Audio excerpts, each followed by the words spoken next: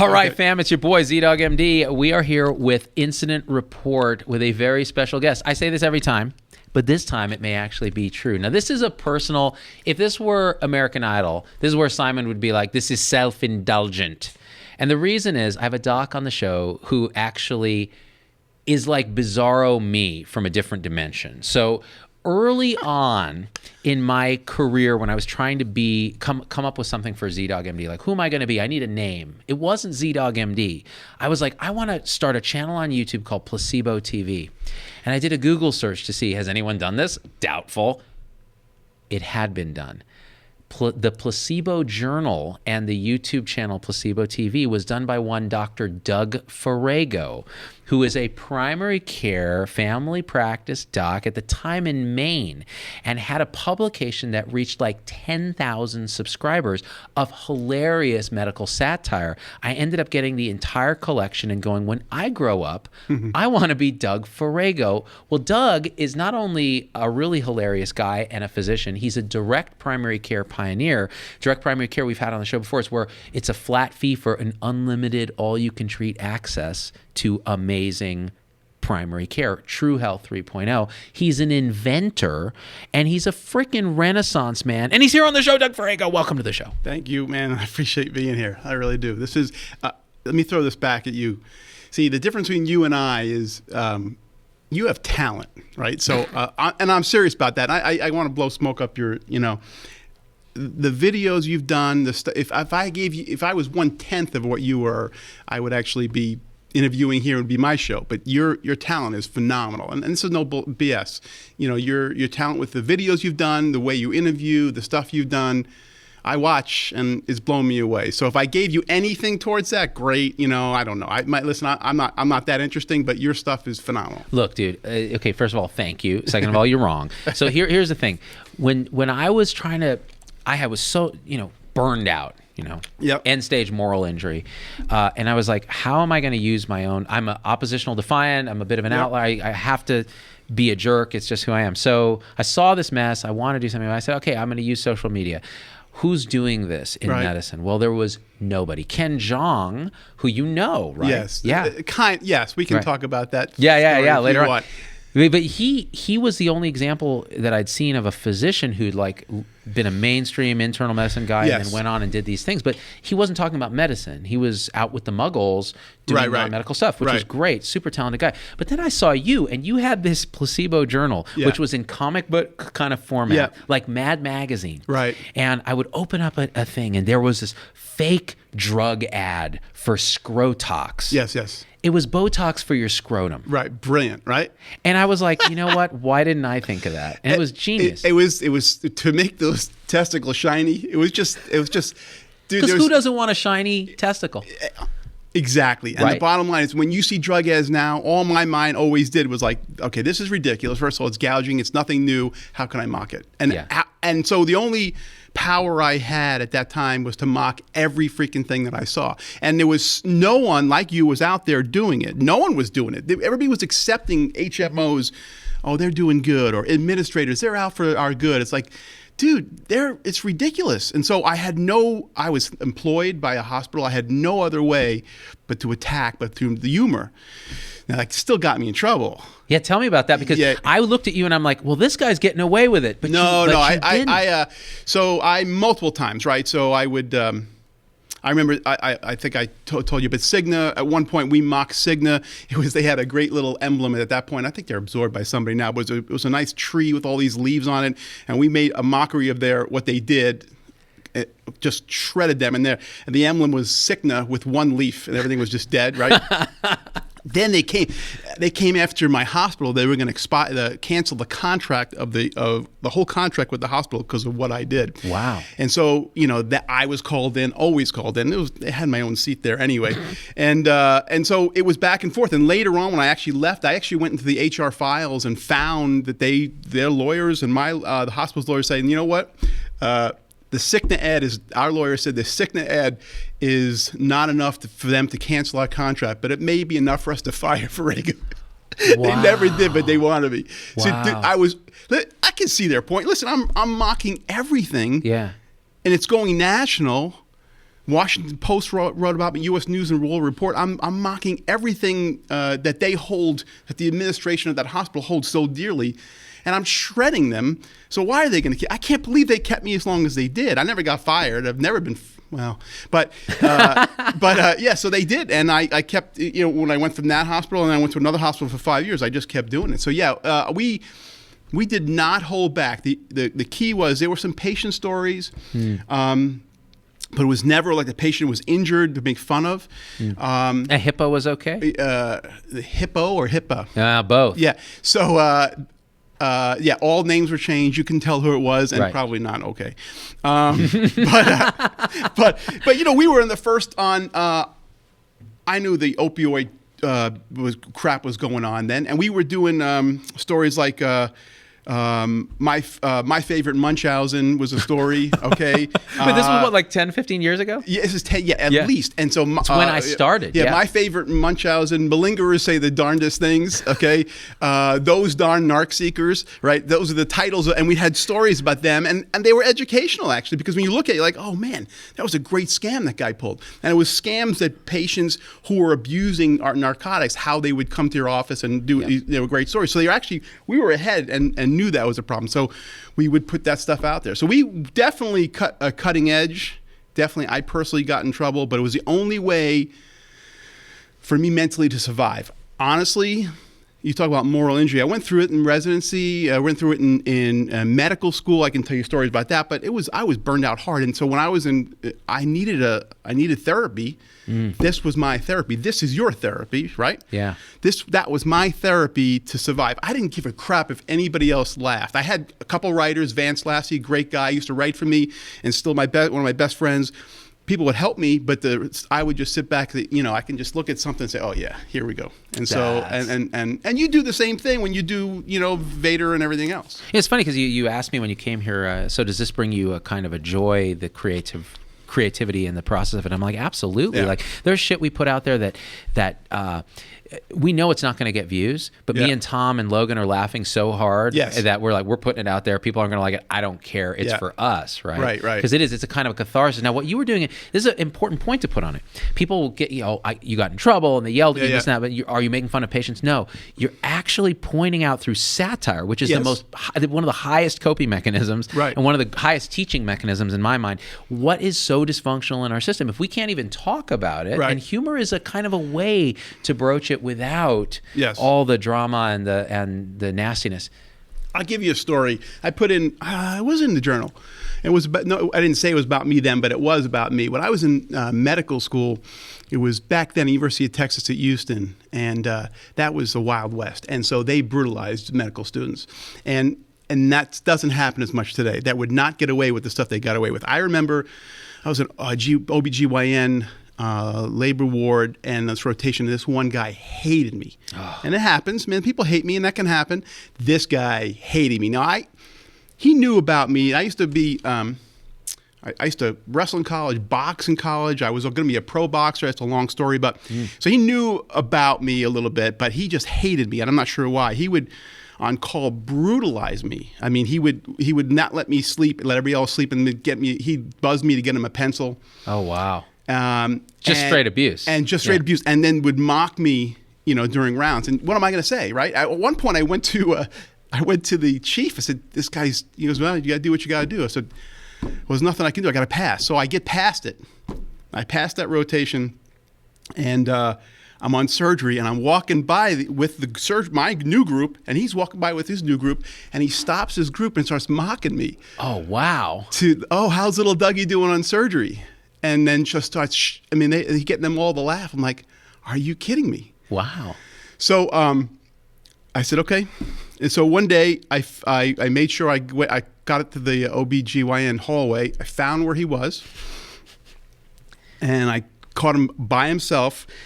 And I said, I ran up to him. I said, dude, if you ever say anything to me again, anything, I will beat the living crap out of you like you never seen before. And this guy was like 6'2". I said, you may get a couple punches in, but if you don't kill me, I'm gonna kill you. So you say one more word and I will kill you. Wow. And so I was in the dean's office the next day. When I did leave him, right? When I did leave this dude, he was like crying. And like, okay, good. Now you're a big tough guy. And some other resident tries to help him. What's wrong? He tells him, and then the other resident comes by and says, hey, show some respect. Show some respect. So that's what it was like back then, right? I had no choice. I went to the dean before to see what can I do. I had no choice. So I had to pull where I came from, New York, and just get in this guy's grill. So I got in major trouble in medical school for that. So but you know worth what? It. So worth it. I used to see him in the parking lot sometimes later on, and I'd see him walking. So I would purposely just stop and then just stare him and just keep watching like that. And he just kept walking as fast as he can because he didn't know if I seemed crazy to him. Because the biggest bullies are the biggest weaklings. Oh my God, yeah. dude! If that stops him from doing what he does to somebody else, at least I can stand up for myself. He was trying to just destroy me. Wow. So I wrote about that and put it. It was actually in the book, The Placebo Chronicles, which came out by Random House, and it's called Respect. That story. Can you still buy that? Yeah, I think it's out of print, but it's still Placebo Chronicles. I don't know. I don't know. But yeah, so that was the only book that I did from the, which is really a consortium of the stuff we did in the journal. But yeah, this is a tough job, man. Very tough. You're the only one really talking about it. And the thing is, what pisses me off is burnout's new for us. How moral injury is new for us? How is that new for us? Just because we had now metrics, which are garbage anyway. Garbage, yeah. How is this a new thing? It was a thing that's going on for a very long time. We would get beat up all the time. I would sit there at my hospital meetings and they'd say, well, this doctor wants to go part-time. And I'm like, well, shouldn't she get full benefits? No. I said, well, she does call every 4 nights. Do you not count those hours of work? No, we don't. What world don't you count those hours? If you as an administrator were working every 4 night, you'd be counting those hours, and they cut our benefits. We always were kowtowing to the man. And so I think things are changing. You're helping do that with this, and you've been on a crusade for that, which is awesome. Well, and again, this is why you're the OG, Doug. Like, you have been fighting this fight since the beginning. And the thing is, you're an outlier. And I say this in the truest positive sense of the word, which is you're not somebody, and I think there's a group of people like this. There's many actually outliers in medicine, but they're beaten down. Most of them are beaten back into the mold and said, just play the game and just, you'll retire, but you'll be an empty shell of a human inside. Right. There are those who just can't do that. So like Peter Attia is one of them. He was on the show. You're one of those people. I have this like man crush on, which is kind of weird. So do I. It's the baldness. No, it's not. The guy's freaking ridiculously smart. It kind of pisses me off. It's like the baldness. I think I'm a bald disc because all bald guys look alike to me. So I think but that's racist. Yeah, baldness different. It's a different story. Very different. But the dude's level of intelligence is way high, and I've communicated to him via email and so forth about a few different things. We have a history of boxing and so forth. That's right. I think I bother him. I think he's like, no. I think he thinks I'm stalking him, which is I'm like, oh, that's so sad that I'm stalking him. Every human being is like a gnat or buzzing around him because he's that smart. Yeah, he's truly an outlier. But so as an outlier, you weren't able to just box it up and let it go. You started inventing stuff. You created the placebo. Tell me about your inventing. Yeah. So okay. So here's the thing about my inventions. I don't know what it is. I have to have something. My mind just spins, right? So you can become schizophrenic or a lunatic if you don't use it for good, right? Yeah. You use it for crazy crap, whether it's Vader or some of the videos. When you were the ugliest woman I've ever seen in a video, that was you. How dare you? Okay, I spent hours on my makeup. The only one closer was that dude, Tom, when he was the anti-vaxxer, because you two, and again, I still strangely attracted to both of you when you were wearing it. You know what? You're welcome. Yeah. So yeah, and I had a knee injury when I wrestled in college. Blew my knee out. Had 5 surgeries, and I could not. I was trying to squat down to do something, put a plate on the plug socket, and I couldn't do it. So I put a pillow behind my knee. I'm like, wow, that feels great. A year later, I got a patent, something called the knee saver, which is a padding you put on your calf, and all baseball catchers, a lot of baseball catchers wear it. So that's actually the first. Knee saver took me 9 years to actually find. Patent in a year, 9 years of work to get it produced. To get it, and then it exploded, and then 5 companies stole my patent. But it's the first knee savers in the Hall of Fame. I have a card that I can go to the Hall of Fame anytime I want. Wow. And I've met players over the years, and it's a great product. I made a little bit of money, and that was a cool thing. I lost, then the patent expired. So I've always invented things, and then the other thing I invented, I'll show you here in a second, which you're going to put on and look ugly in. Oh hell yeah. my son had a major concussion in high school, lost almost his 10th grade year. Football season was gone. He was not the same kid. Wow. And I'm like, how the hell is there no treatment for concussions?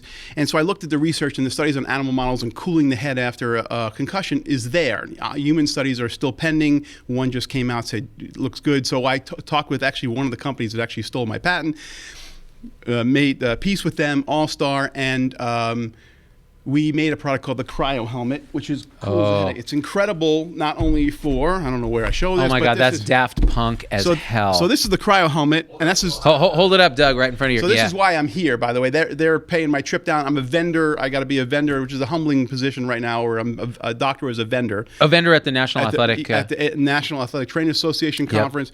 So this is incredible for... I'll show it to you. And by the way, this is not a sponsored show. Yeah. So they're paying your way to go to NADA, and I was like, come be on the show, because I spoke for them before, and they're awesome. And I appreciate you doing this. So this is the Cryo Helmet. It's just a cooling helmet that you wear on your head for headaches, migraines, and head injuries, right? So this is what it looks like. That's it. And you put it on.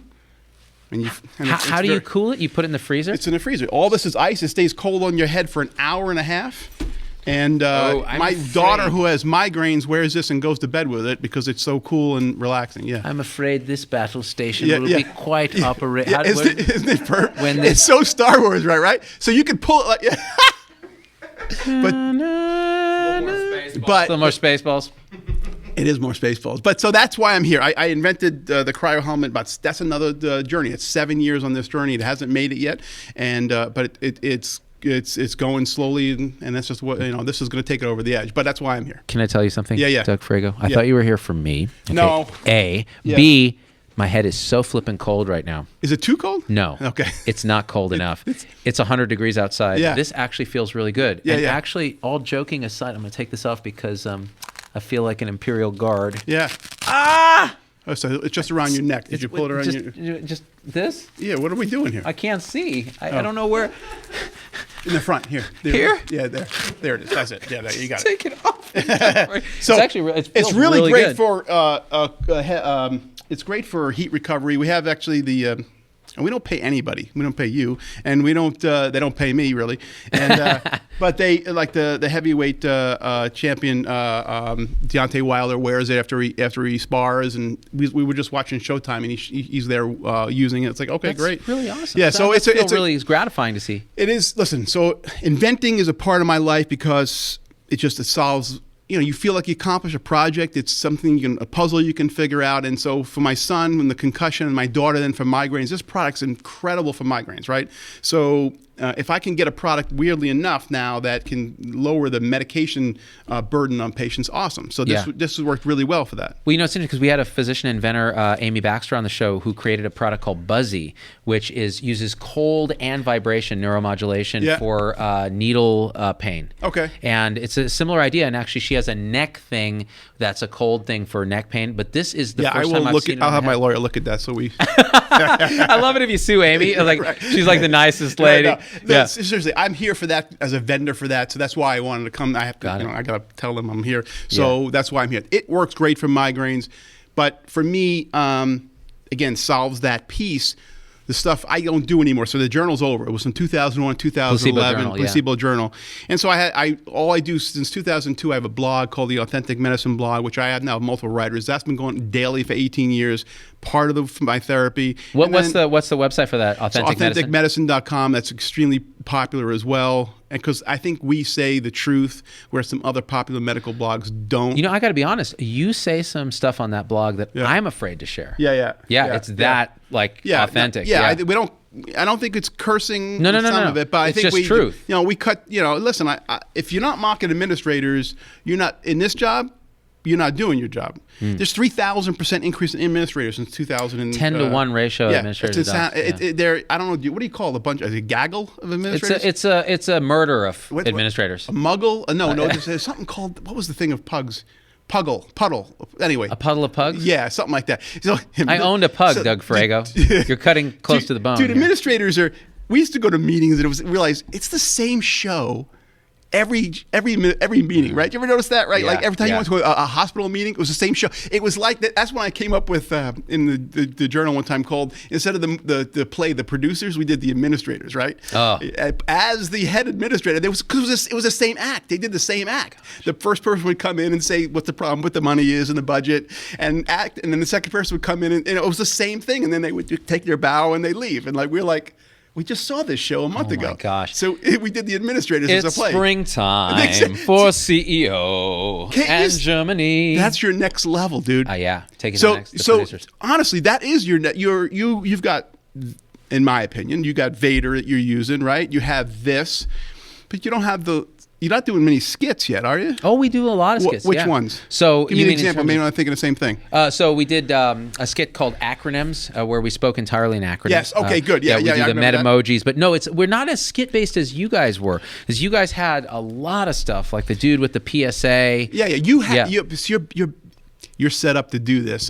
That's your next level, in my opinion, because you're a great actor too, and you can play multiple levels of. You can bring that idiot in, or both those idiots in, if you want. Man.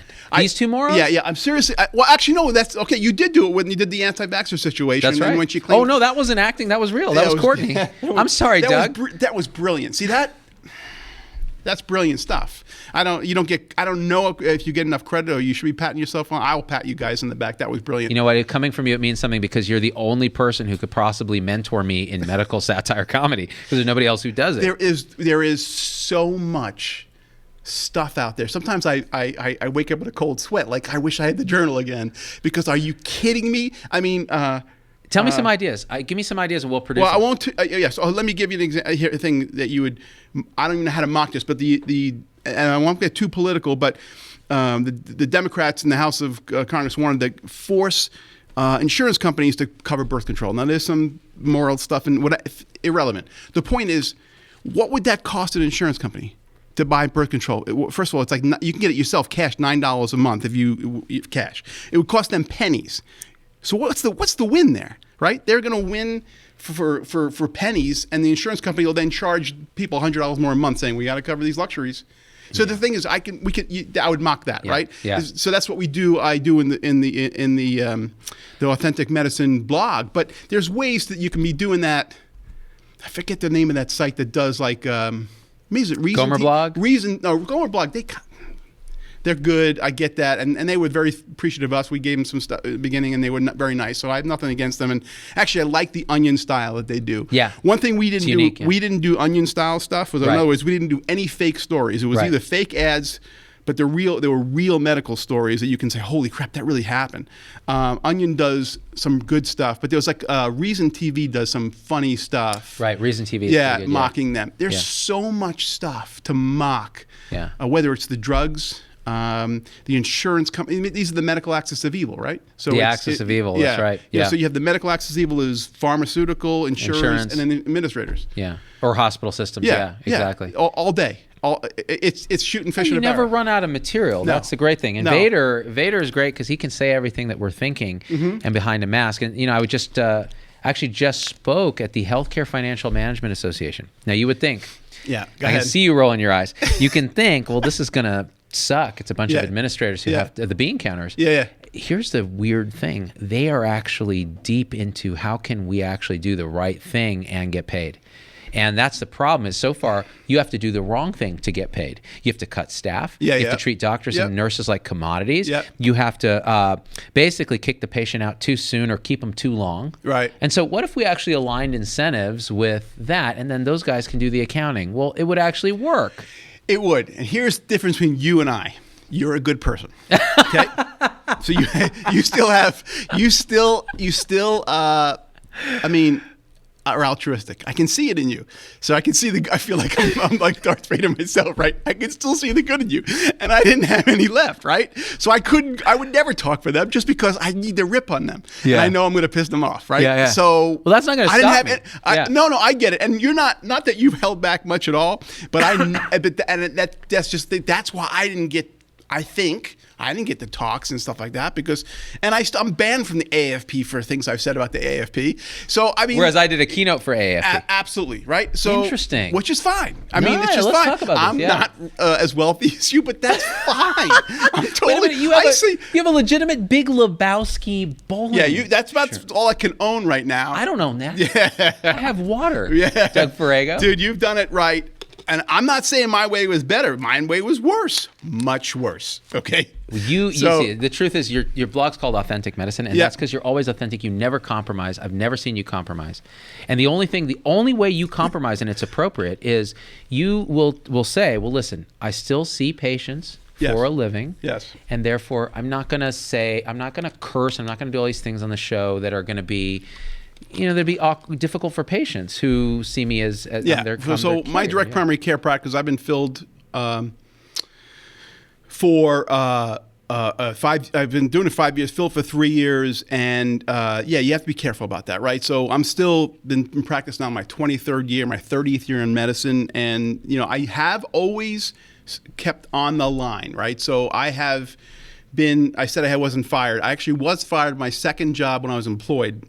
The reason was they put paper in front of me saying, sign this.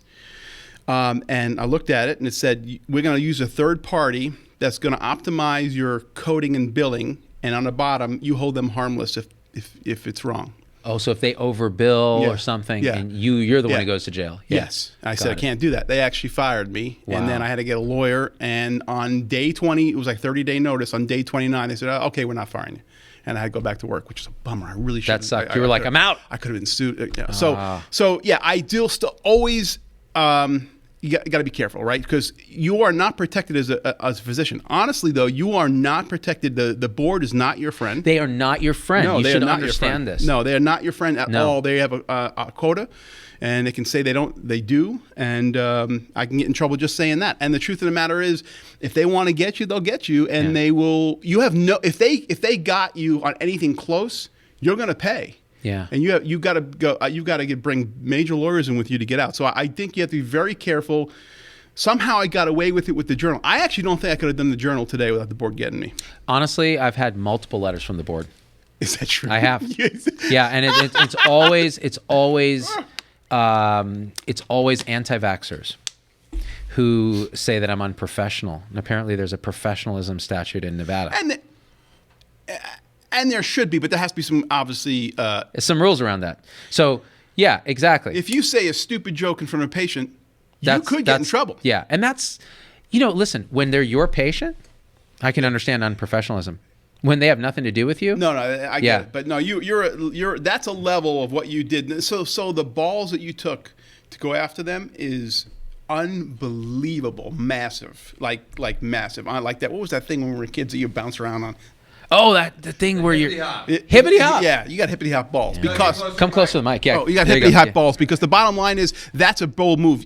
I'm not even going to go into it just for that's how bad it is right now because they can ruin your reputation. And I think you got to be very careful about that. And I think you took a stance for physicians. But if a doctor picks the wrong fight and he's in practice, you're done. It's really true. And we've done shows about this with Todd Wolin talking about how his practice was attacked by anti-vaxxers. They ripped him new ones on Yelp and Health Grades and all this fake reviews. Right. And those sites don't give a damn. No, you cannot. There's nothing you can do. There's nothing you can do. Now, he's actually started to create an organized effort to actually fight back, and it's working. So, and he shames people publicly. Like he shames Google. Like the way Google does reviews is shameful. Yeah. They're all fake. And this is people's livelihoods, their calling, their passion. And some, butthead can wreck it for you. Right. Now, see, I don't give a damn.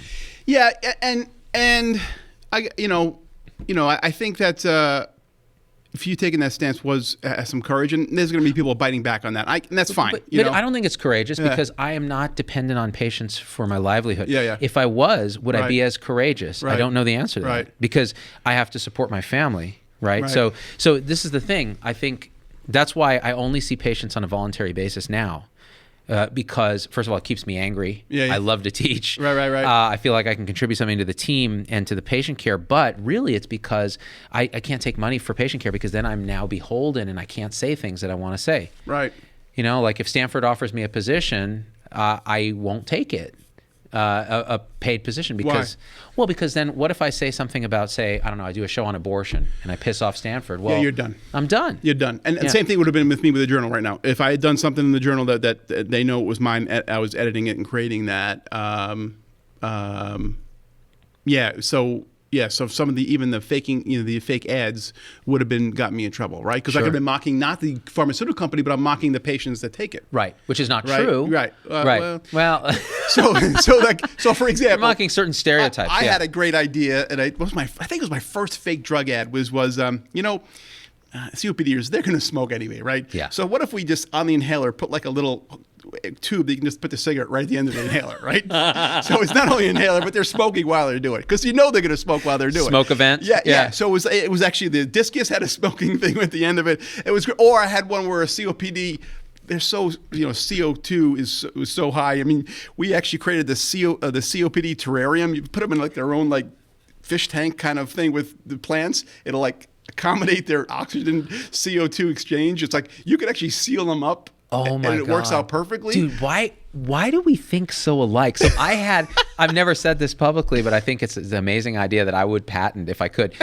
It's injectable chlorophyll, TM, that you put in hospitalized patients. So you inject it under the skin and they photosynthesize and it solves multiple problems at once. The CO2 part. CO2 problems. So they're a retainer, they're COPD. Now they're taking that CO2, fixing it into glucose and feeding themselves while producing oxygen. That would have been a page on the placebo journal. Yep. Perfect, right? And you come up with a name like Chlorofix. Yeah, exactly. And it was like, TM. And you make the person all green. Like they're totally we had green. Grandma in a terrarium, right? She was in a rocker with a big cigarette out of her mouth. It was like, and there's all plants around her, and she's all sealed up, right? You just kind of slip food in once in a while. So the funny thing is that's nerd humor at the highest level because how does that work scientifically? Perfectly. But you know what? Now you're attacking, at this day and age, you're attacking COPD. Right? How can you have no sympathy for them? So this comes up in my work because Vader is that voice of like, he's a bit harsh on patients because we all feel that sort of thing where if our patients just had some accountability, then we could go a lot farther. If we stop tolerating behavior against physicians, for example, violence and nurses, it would be a better place. But we can't because we're worrying about our Press-Ganey satisfaction scores and the metrics and the this and the that and our professionalism and what the board's going to say. It's, well, sometimes you just got to say, hell no. Like when you went to that resident and said, hey, you know what, I'm going to beat your ass. And I'm not saying we say that No, we shouldn't do that. No, I do not condone that, But this idea that, there is a wall where we have to say, it's like in the Lebowski. There's a line in the sand, man, that you do not cross. Yeah. It's a fine line. Today I was in the gym in the morning. It was all these, athletic trainers there, and I caught myself fat shaming somebody, and I realized I looked in the mirror and I realized it was me, because I was the fattest guy in the room, and I'm like, that's bad on multiple levels, right? So yeah, you got to be careful on what you do. Can you get in trouble for fat shaming? You fat shamed yourself. Yeah, because I caught myself at glimpses in the mirror, and I started like, wow, who's that? Oh man. One time I found myself ogling this Asian woman. I was just like, oh, she's really hot, and she turned around. It was my wife. Oh, yeah. Okay, that's awkward. And that's a story that I told her. I was like, you see? Yeah. And of course, I was blamed for ogling. No, you can't win. I couldn't win. Okay. Bottom line, how long you been married? It's going to be 16 years. I just got my 30th year anniversary. Hi, Debbie. I love you. You win 2 arguments a year, okay? That's all you'll ever get. You want to fight over that, you want to make sure you pick your arguments that you're going to win. Yeah. You don't fight over, you apologize for everything unless it's important. Great advice. You only get 2. Great advice. Only 2. I can't believe you get 2. Yeah, that's right. I may not even get that. So, Tom's down to -2. I have to, listen, we're in a really bad political correct world right now that we were never in before, which makes it hard to do some of the fun stuff I think that could be done. I think the humor, what we talked about Ken Jeong. So I was the first one that caught him he was on a comedy channel. So I found him. He's a doctor. I'm like, I thought he was funny. We interviewed him for the Placebo Journal. We got along really well. And then we started communicating, and then started like, let's write together, right? So we started, I never met him in person, which is bizarre, right? We would email and call each other, and we spent 6 months writing stuff out. But I'm like, and then he got his big break in Knocked Up as Dr. Cooney. Yeah, it was amazing. And then all of a sudden his manager said, hey, how much to feel all your stories? I'm like, wait, what? yeah, I want to buy your stories. Like, no, I'm not selling all my stories. And that was it. Wow. And so he did stay in touch with me, and we've communicated by email, and he's a real nice guy. Yeah. But then he came up with this Dr. Ken show. Right. And I don't know if it was that good. And it was not what he wanted. I know when we talked about it, it was going to be like The Office, but for right. with biting. Which would have been amazing. Yeah, with biting, and that's so I went back and looked at the name. What were we thinking of as a name? Because it was like years later. Yeah. Maybe 10 years later, and it was like Dr. Ken. Like, oh shit, that was the same name. It doesn't matter. It wasn't the same stuff. I wasn't that good, so I wasn't even going to fight about it. And God, he's a very good actor. I think he's a great actor. Yeah. Great comedian. Yeah, he is. But I don't think he had the great stories. But I don't know if you can do that now, right? I don't think you can do Scrubs anymore. I don't think I don't think you can't do MASH. Yeah, no, you definitely can't do MASH. MASH was, he was a doctor from Maine, Hawkeye, right? Yeah. If you knew what he was like, I knew when I was training, I knew people. I rotated with somebody who was with him in Korea. Wow. He was terrible name they had for him. He was a javelin thrower. I won't give the name, but he was in that book and the book and the movie. And he used to tell me about this guy. Dude was the worst. Really? He was a bitter, angry dude. Wow. And he used to work for workers' comp at the end of his career. So Hawkeye Pierce worked at workers' comp, and when he got fired, I know this for a fact. There was you remember, because workers' comp, you need pages and pages and pages of stuff to evaluate somebody. So his when he got fired, his was I forget how many words, but it was 3 sentences or 4 sentences. He wrote, "This lady comes to me for weakness of her hands. Period. Hell. Period. She could squeeze the tits off a yak. Period." And he got fired. Wow. That was Hawkeye Pierce. That's the true story. Got fired, and that was his last job. Suicide is painless. Great movie. Yeah. Dark humor. Yeah. And he was a bitter. Those days are so different than when I trained. These days are different. Than then. So speaking about that, so Sam Shem, the writer of House of God. That's not his real name. Not his real name. His real name, I forget his real name. Richard. I can't. You know what? So, and the reason I forget his real name is he told me to forget it when I talked to him on the phone recently. So, yeah, no one of the kidding. highlights of my life Yeah. was getting a call with Sam Shem. Someone had connected us. And the reason he wanted to speak was he watches our show. And he was like, "Hey, dude, how we doing?" Yeah. 'Cause I interviewed you at the Placebo Journal. Amazing. Yeah, I did. Yeah. Back in the day. Yeah, I did. Yeah. Yeah. And he spoke at my graduation for medical school, and many of the class turned their back to him because they were so angry about House of God. So, okay, so this is amazing. House of God is a transcendent piece of literature because it was the original satire. Oh, it was great. The gold standard of how much we heard as physicians, Yes. right? And he brought it to life, and he's working on the sequel. It's almost out. And it's called, He did do another book. He did another book, but it wasn't a sequel to House of God. So the current sequel is everything that's wrong with medicine today, and it's called Man's Fourth Best Hospital. And the idea is that he used to work at Man's Best Hospital, right, in House of God, right? It's presumably the Brigham or Mass General or something. Yeah, I know. And but the metrics have changed, and 30 years later, it's now down to Man's fourth best hospital. Oh, that's his take on that. The administrators are all trying to get it back up to, they're all meeting, like, how can we get it back to Man's first best hospital? Right. Do we need to turn it into a hotel? Do we need to give more Dilaudid? And so the Fat Man and his crew actually are now forming a competing clinic that's trying to bring humanity back into medicine. The Fat Man with the matzo balls, right? Yep. Dude, I used to sit in bed and my wife was like, "What are you crying? There's tears in your eyes. You're laughing so hard." It was brilliant. Neuro level. I mean, stuff I can't even talk about now. Right. Raising people to neuro height, ortho height, and the word Gomer of Gomer Blogman came from that. Get out of my ER. Yeah. So you could not write a book like that today without the outrage culture on Twitter wanting to shut you down, patient advocates shutting you down. It's understandable. You get it. Okay, I understand. However, we are so bottled up as a species, physicians, that we can't say anything. And so our gallows humor comes out in these maladaptive ways. How about you write a book where you put it out there?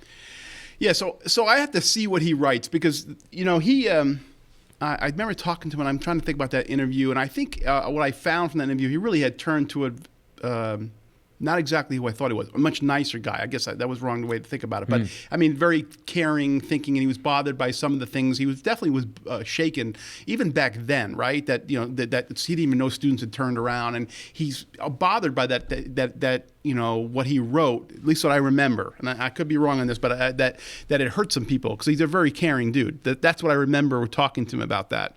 And so to write something, and you're a very caring guy, that's going to be close to whether it's going to work again, right? So when I wrote the journal, not so caring, right? So especially against administrators, drug companies, and so forth. And maybe he'll go hard and attack them. It's interesting. He is a very empathic guy. Yeah. I got the sense that he was a pretty high level thinker and very empathic. And but the interesting thing is, I think he's now come to own House of God as the work that it. So whatever that phase was that he went through, I don't get that sense now, and I get the sense that he's on a mission to really create a transformative work that will actually open people's eyes. And so that's why he was connecting with us. What's your transformative work? You know what? What's it going to be? It's in progress constantly. No, what it's going to be. There's got to be something bigger. And not that this isn't awesome. You got ideas. I'm just curious. So, I mean, seriously, right? I mean, some things wake you up in the middle of the night. Well, so I'll tell you, so we've talked about writing books. We've talked about doing an audiobook called Dictated Not Read, just a pure audiobook about medicine, right? And I love that. so these things are always name, right. See, that name right there screams like I would be laughing to myself at the table. Exactly. My wife would be like, "What are you laughing at?" Dictated Not Read, the unauthorized autobiography. Yeah, that's what placebo journal was. Right? Idiopathic wit and wisdom. See, that's brilliant. Yeah, so it means nothing. It means nothing, but it's brilliant. Yeah, exactly. Right. It was my laughter. I mean, this is so stupid. Exactly. I like that. But in reality, it's a body of work. So maybe a song like 7 Years talks about the legacy and the calling of medicine. A song like Lose Yourself talks about overthrowing a broken system. Yeah. A song like Ain't the Way to Die talks about fixing end-of-life care. So it's a body of work that we try to create. So whenever we do something, we actually have a little Venn diagram. Yeah. There's creative, so it makes us feel good. Yeah. So any Doc Vader. Okay. Right? Any meta emoji where we're just talking out of our ass. Yeah. That's pure creative. Mission. So that's like, does it advance our overall cause, which is fix healthcare for everyone? Yes. Money. Is it a sponsored episode? Does it generate subscribers or ad revenue, et cetera?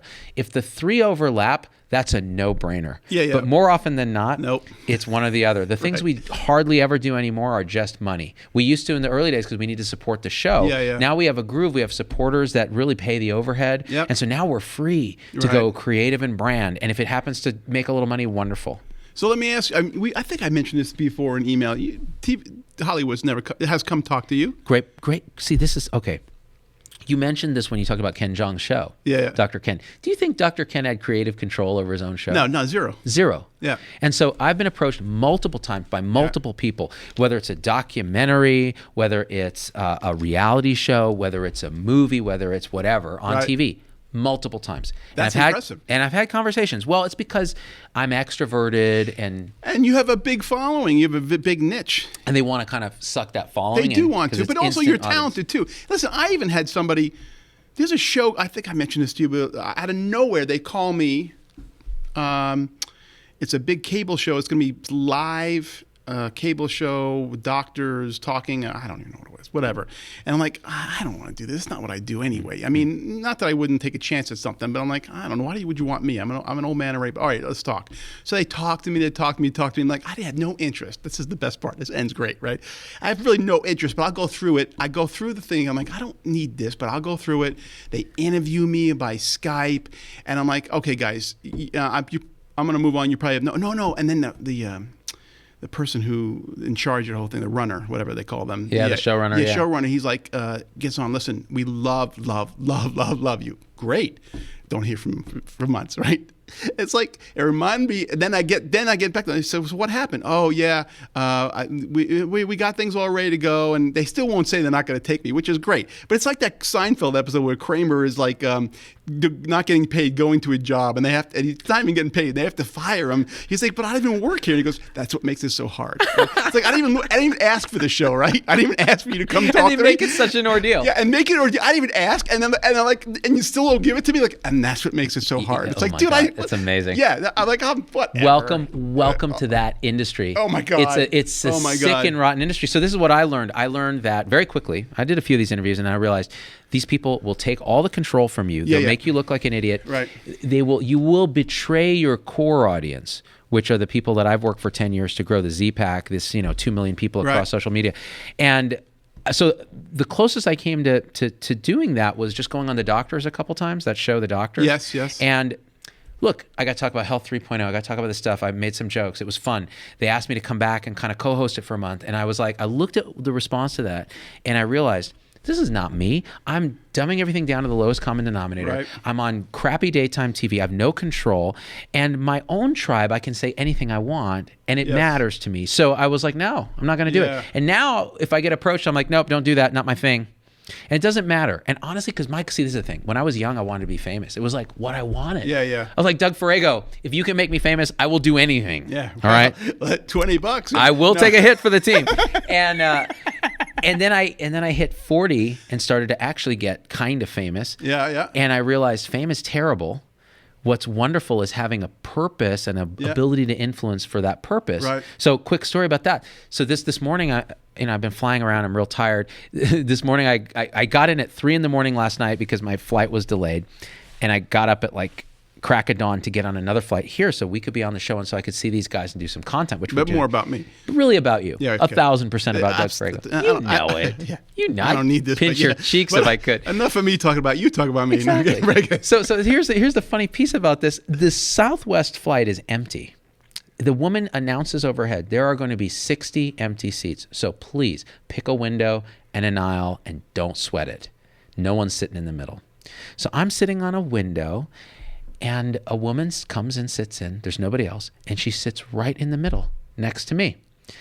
And I'm like, there's an empty seat. Yeah. Nobody chooses to sit in the middle for no reason next to another stranger. Right. So then another person decides they want the aisle. So they sit. So now she's the only middle seat.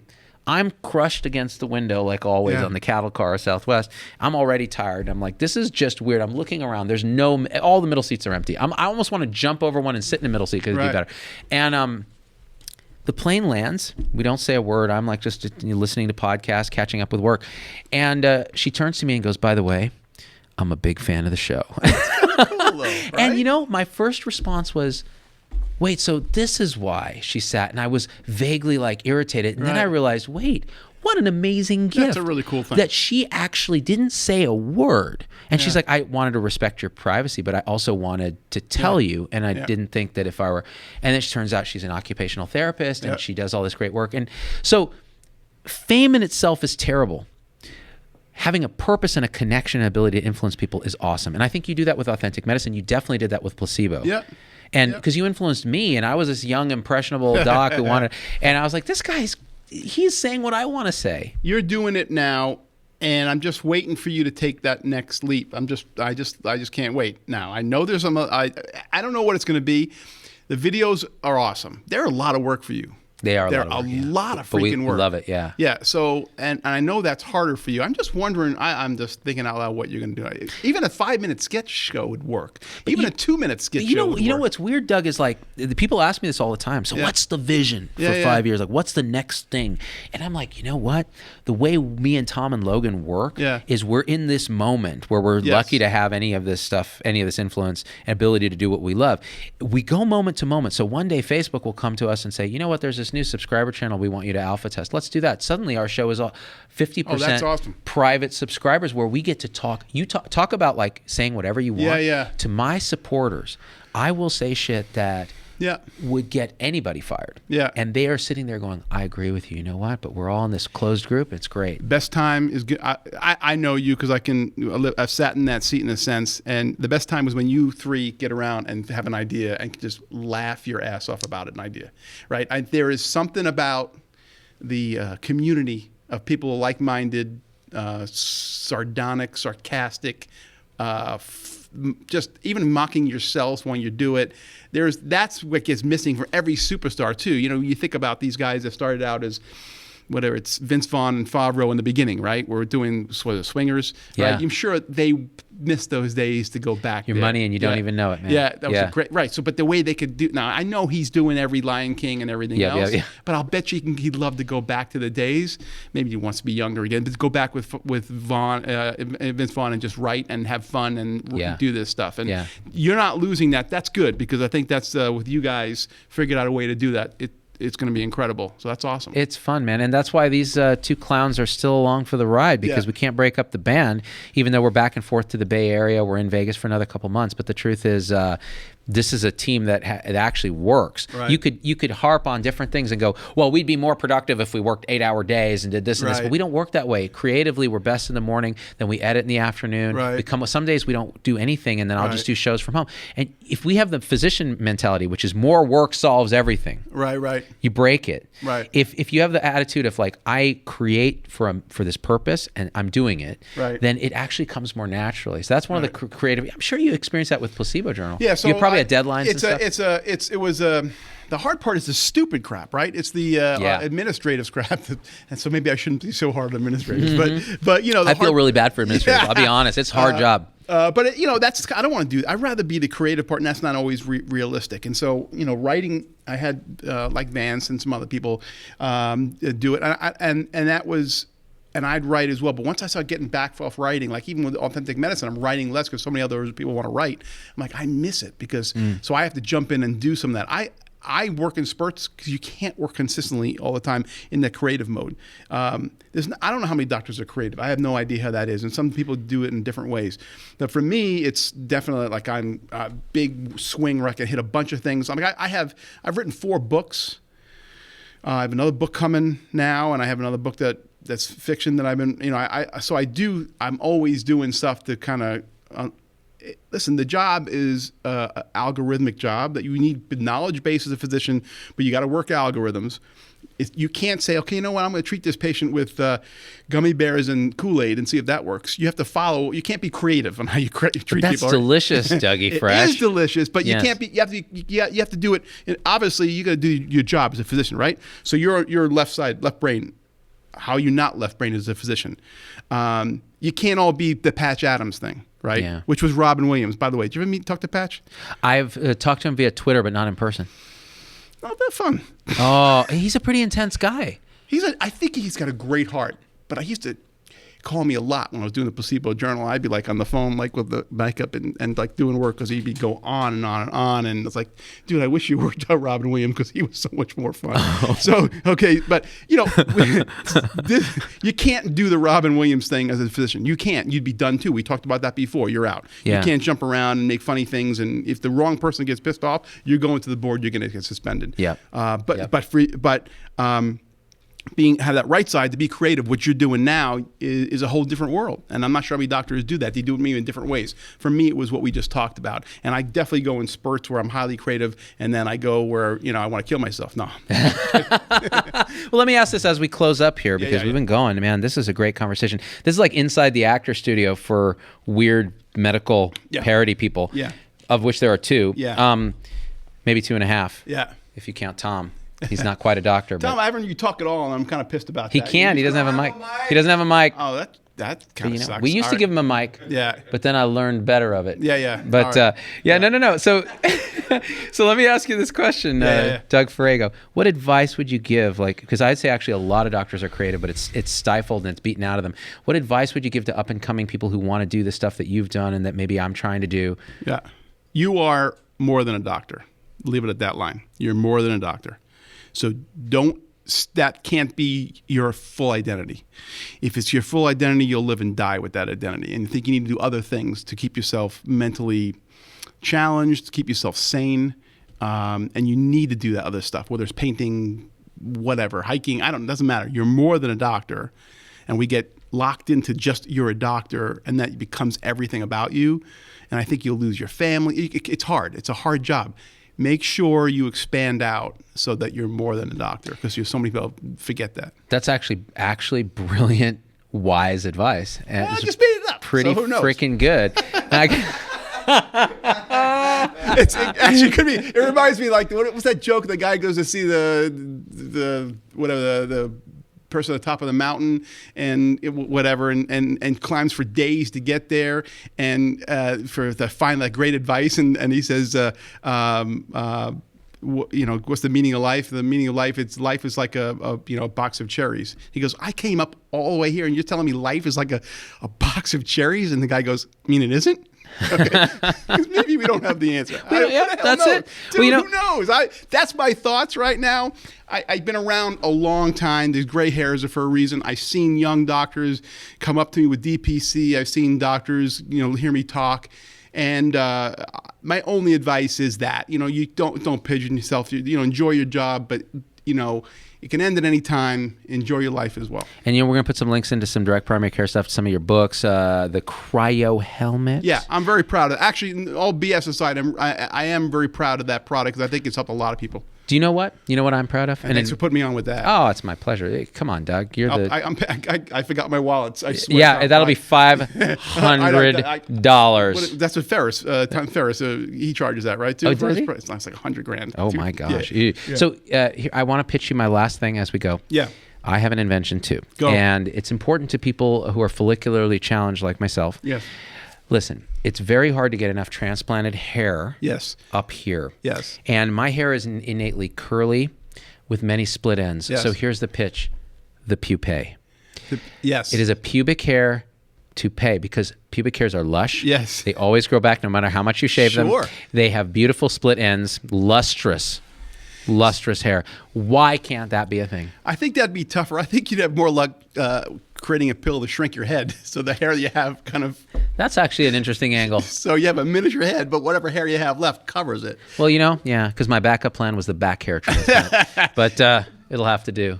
Dude, I love coming here talking to you. This made my hour. But, this was really fun for me, man. Awesome. This is truly like a thing I've been wanting to do for a long time. So I came to Vegas for this. Part of this was the vendor thing, but really I was really bummed this may not have happened. And I'm glad I got to come talk to you guys again. We met at the NATA show a couple of years National ago. Athletic Trainer Association, yeah. And you were all over in these posters. I'm like, dude, this guy's made it so freaking big. I am so proud of this dude. Are you jealous of me, Doug Farrago? Because you shouldn't be, because you are the gold standard. That's actually, to seriously question, again, I'll go back to the talent thing. Your shows and your speeches and your what you do up there is so unique, and so I could never have done that. I do talks and stuff too, and there's some humor in there. But what you do is a performance. Well, I'm going to say this because I think I was very jealous of you and the work you're doing, and still am, because I think you're doing something that I can't do, which is, again, that really hilarious kind of written stuff. And I've seen your talks, and I got to pitch this. This I got to pitch. If you guys want, and it's got to be a medical audience, can't be administrators. If you want a hard-hitting, hilarious freaking keynote, this guy will rock the show, man, because he can say stuff that I could never say in a keynote, and it's freaking hilarious. Doug Farrago. Thanks. Man, I got to shake your hand. I appreciate it, man. You're a good man. We're going to kiss later, I know. Oh, yeah, we are. Okay. And there's going to be tongue. Did we just become best friends? Did we just become... Okay, best magazine to beat off to. Good housekeeping. Good housekeeping. Oh, man, I missed that line. I missed the line. It was not coming to me. Brilliant. Step Brothers. We didn't make that up. You can't blame me for that. Yeah.